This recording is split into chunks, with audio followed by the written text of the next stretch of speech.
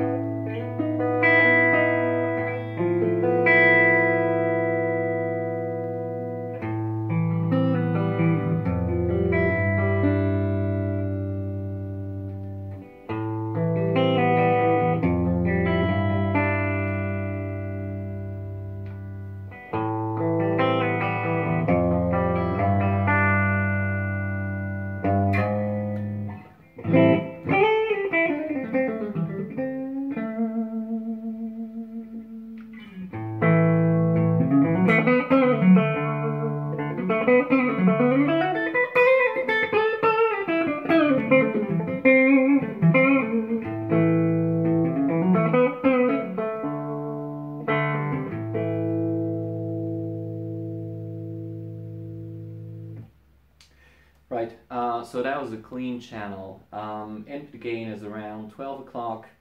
The EQ is a little bit scooped. You know, it's all around 12 o'clock, but there's a little bit more bass and a little bit more treble. The mids are slightly scooped. They're at 4, and the presence knob is at 9 o'clock. This is a pretty dark sounding Les Paul, and as you can hear, it sounds pretty bright through this amp. So I would recommend this amp with a dark sounding guitar. Any bright sounding guitar through that amp, you know, it may be a little bit too bright. Right, so what I'm going to do now is add a TS9. It's a copy of TS9 anyway, and let's see if we can get a classic overdrive tone with this amp.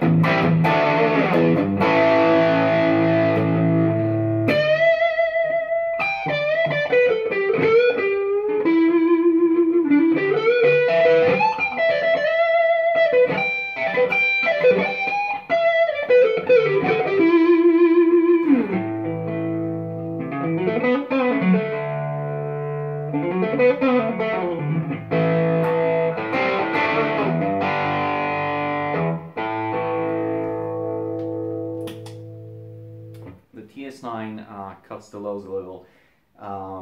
It records very well. It may not be the most pleasing sound in isolation, but you know, it works pretty well with that pedal. So now I'm gonna turn on the Carpe Diem, which is like a plexi in a box, which darkens the sound a little and adds a bit of a compression and a smooth distortion. So here's my clean sound again.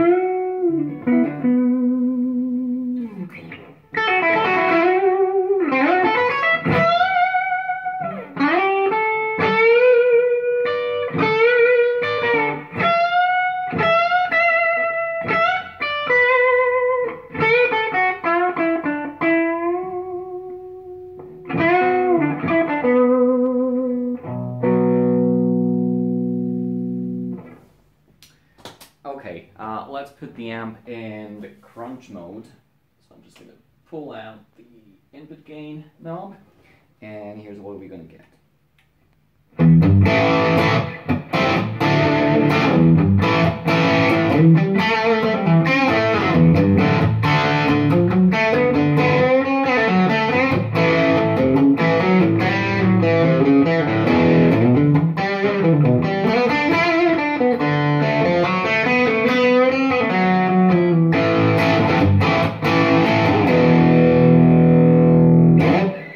Pre-cutting sound.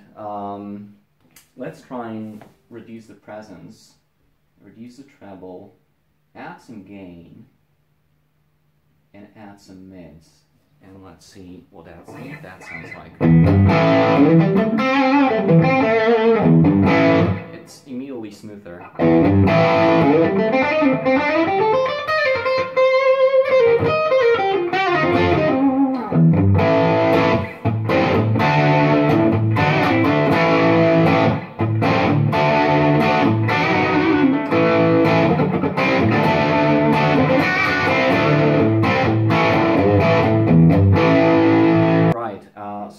go to the fun channel now. I'm gonna reduce input gain, put it at 12 o'clock, and turn the foot switch on.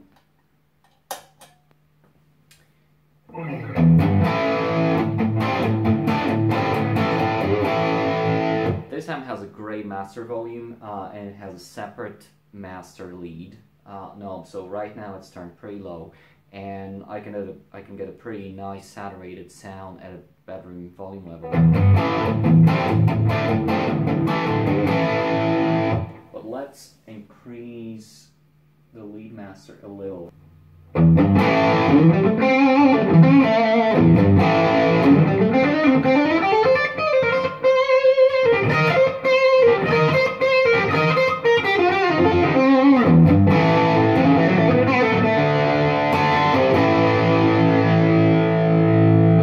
It sounds pretty modern, but you know what? If you add even more gain and make it even louder, and then just play with your volume knob,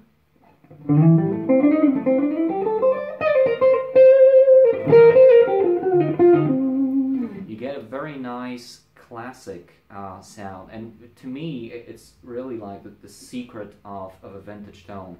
You have to crank your amp, and you have to just keep your volume quite low, and that what gives you this dynamic vintage type of sound.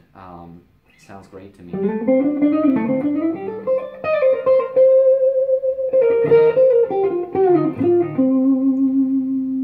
It immediately increases sustain as well.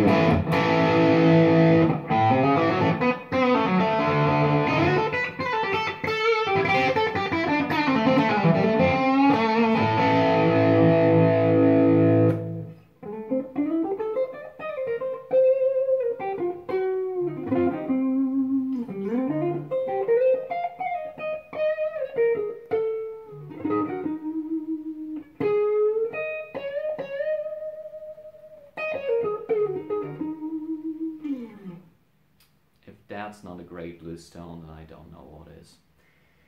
Right, check out this amp. I think you'll love it. That's it for now. See you later.